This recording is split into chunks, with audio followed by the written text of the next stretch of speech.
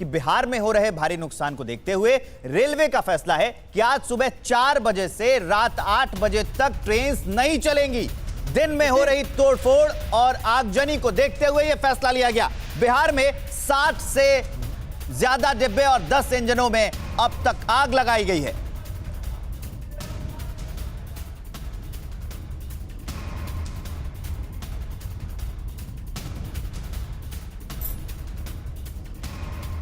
ये एक बड़ी खबर हम आपको बता रहे हैं कि बिहार में जो नुकसान हुआ है उसे देखते हुए रेलवे ने बड़ा फैसला लिया है। 60 से ज्यादा डिब्बे और 10 इंजनों में अब तक आग लगाई गई है, तो उसे देखते हुए यह फैसला लिया गया है कि सुबह 4 बजे से रात 8 बजे तक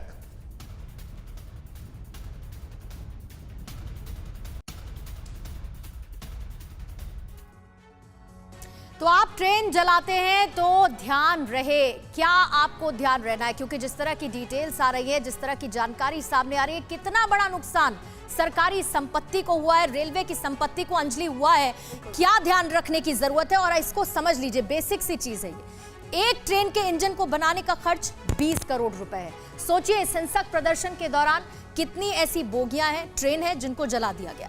डुअल मोड लोकोमोटिव्स की जो कीमत है वो 18 करोड़ रुपए, और इस हिसाब से अगर अंजलि हम आगे बढ़ेंगे 700 करोड़ से ऊपर का नुकसान हुआ है।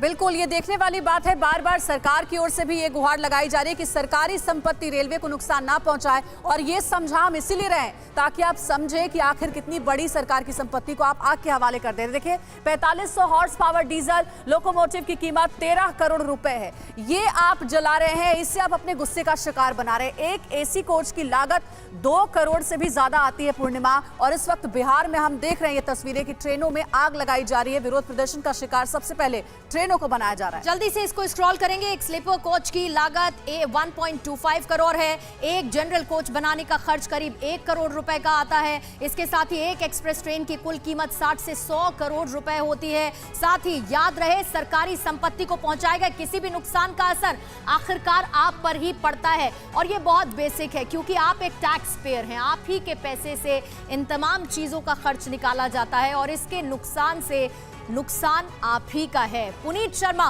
पंडित दीनदयाल उपाध्याय रेलवे स्टेशन से इस वक्त हमारे साथ पैच हो चुके हैं। पुनीत, सरकार की तरफ से समझाइश की कोशिश लगातार, गृह मंत्रालय की तरफ से फैसले लगातार, छात्रों को शांत करने की कोशिश हो रही है, क्या असर इसका देख पा रहे हैं आप?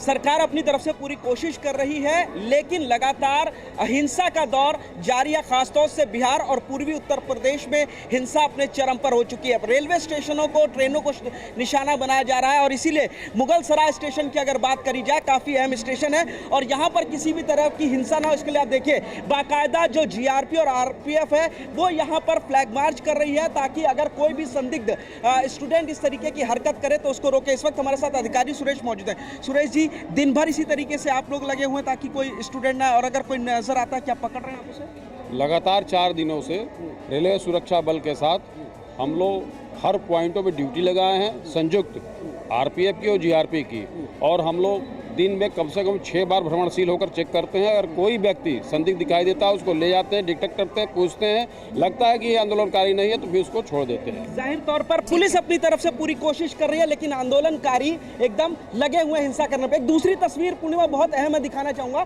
ये मुगल सराय स्टेशन के प्लेटफॉर्म का यहाँ पे बाहर वेटिंग रूम का हिस्सा है।